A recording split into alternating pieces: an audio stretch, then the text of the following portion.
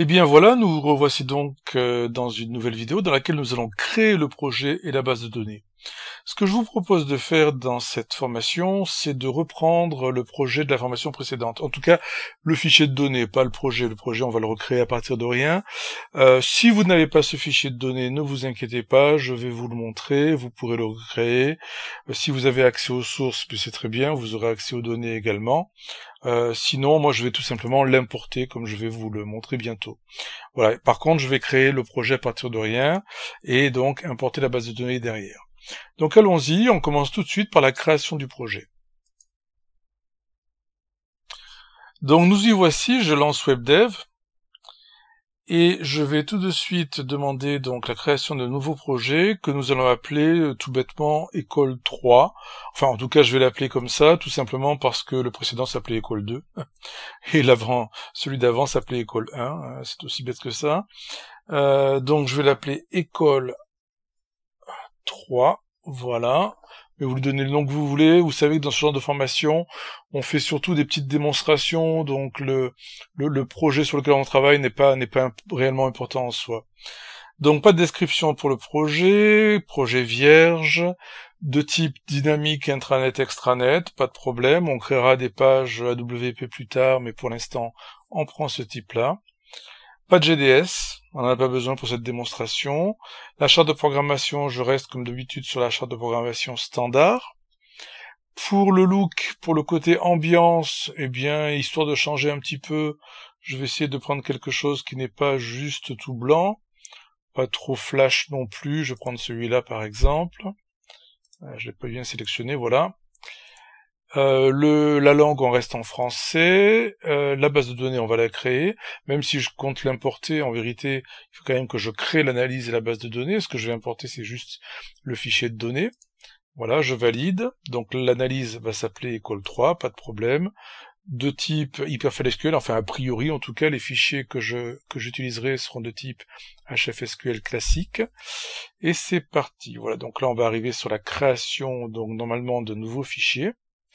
Il est en train de créer le projet. Voilà, il est en train de le configurer au niveau du site web, du serveur web plutôt. Et là, j'arrive sur la création du fichier de données. Donc, je vais annuler puisque je compte pas en créer un, je compte simplement importer le fichier existant. Je vais pas créer de fenêtre non plus. Donc, pour cela, il faut que je retourne chercher le fichier. Je vais vous montrer comment faire. C'est relativement simple. Voilà, je vais donc prendre l'explorateur et aller, j'y suis déjà, dans le projet précédent. Donc je vais récupérer un fichier exécutable. Ce que vous pouvez faire de votre côté si vous n'avez pas le projet de la formation précédente, bon bien sûr c'est créer un fichier à partir de rien, à partir de zéro, sans problème.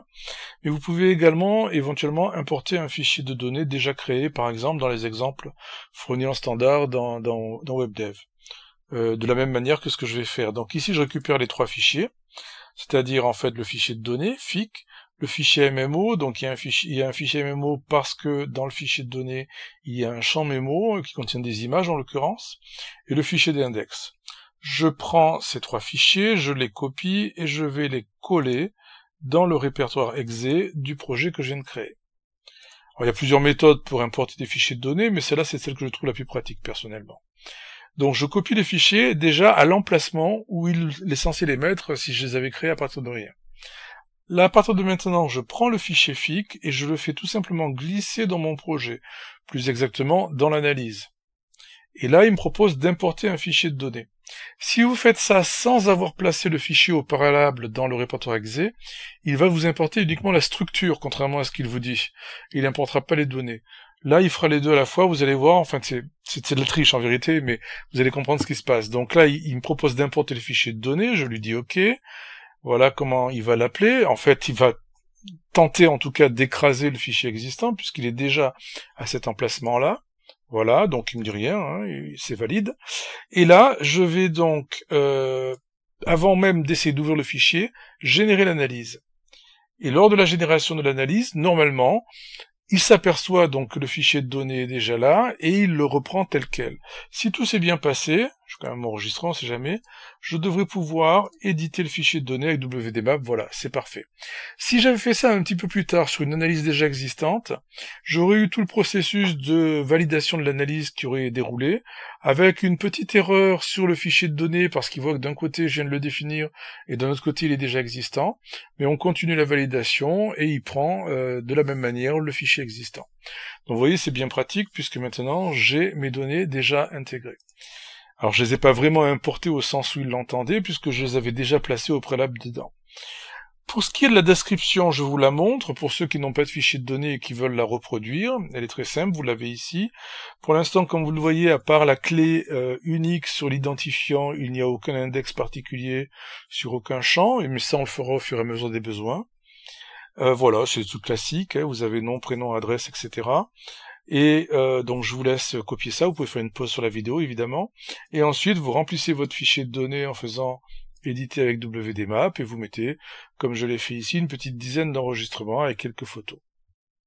Alors en revanche, pour ne pas partir sur un projet complètement vide, mis à part le fichier de données, je vous propose quand même de créer au moins une page d'accueil, qui servira donc de départ sur notre application. Donc je clique sur Nouveau, Page,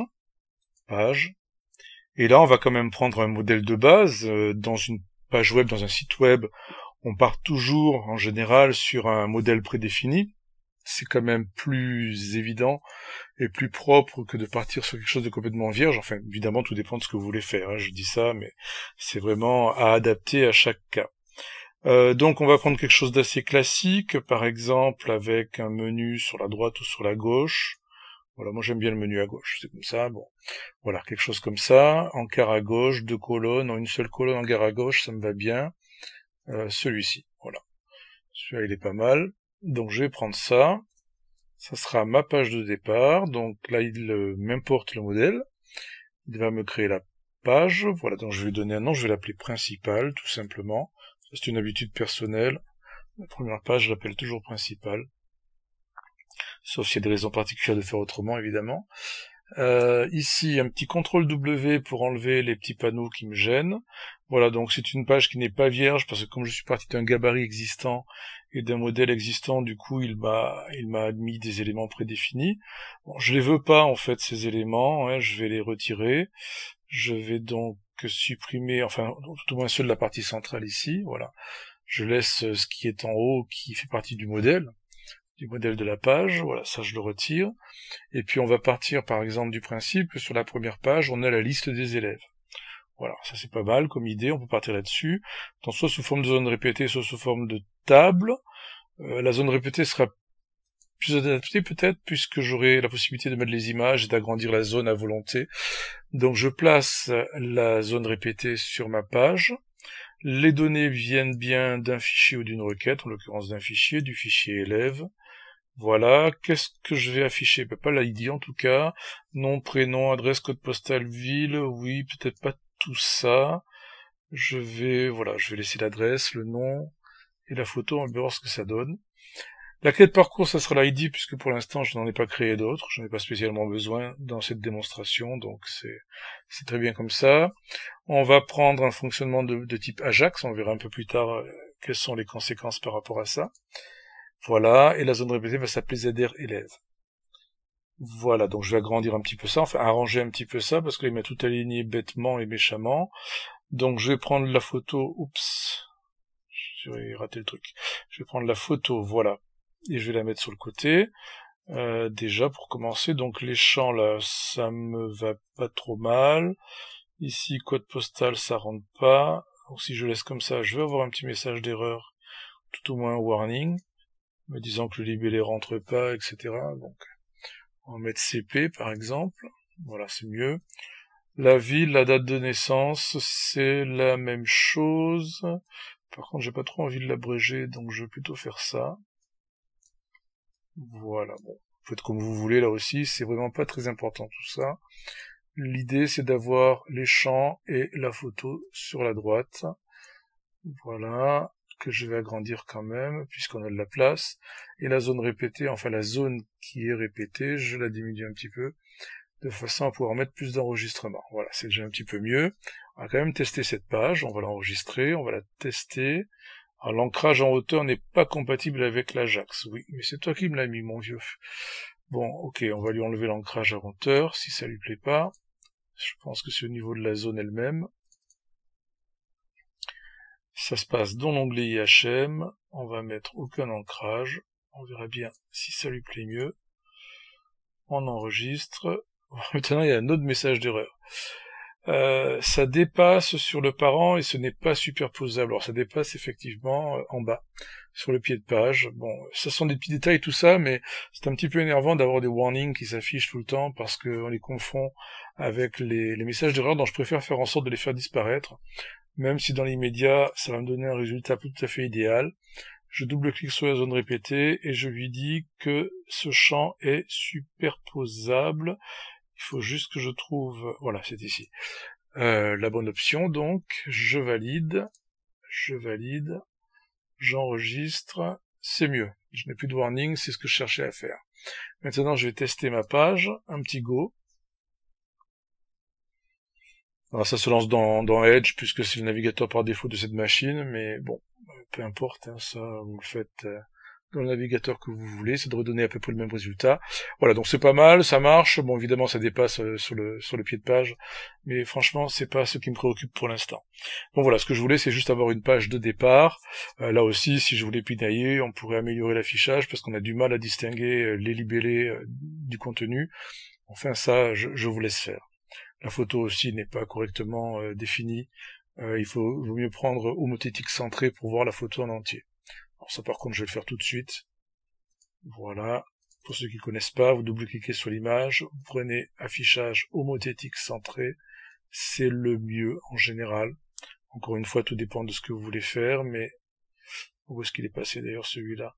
Homothétique centré sans agrandissement, voilà. Celui-là il est pas trop mal je pense. Ça me donnait un résultat un petit peu meilleur. Vous voyez ici, la photo est entière. Voilà. Donc c'est tout, je vais pas aller plus loin ici, l'idée c'était vraiment d'avoir une page de départ qui va me permettre d'avoir un point de départ pour pouvoir vous faire les autres démonstrations et les autres explications au fur et à mesure de cette formation. Donc je vous laisse faire la même chose avec votre base de données, avec vos pages, comme je vous l'ai déjà dit, le contenu en lui-même n'est pas très important. Et bien voilà, merci de m'avoir écouté et à tout de suite pour la vidéo suivante.